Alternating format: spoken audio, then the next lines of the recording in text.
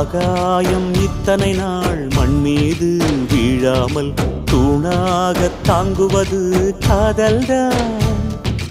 ஆண்டாண்டு காலங்கள் பூலோகம் பூக்க அழகான காரணமே காதல்தான். பஞ்சபூதங்கள் யாவும் காதலின் அடிமை, நாட்கள் 7 காதலின் கிழமை, 9 கோள்களும் காதலை சுற்றி வரும். மரம் ஏற ஏணியை தந்தால் மலையில் ஏறி கொடியேற்றும், குண்டூசி கையில் தந்தால் கிணறே தோண்டிவிடும். வெறுங்கல்லை வைரக்கல்லாய் காதல் பார்வை மாற்றிவிடும், வெந்நீரில் விட்டால் கூட காதல் மீன் நீந்தும்.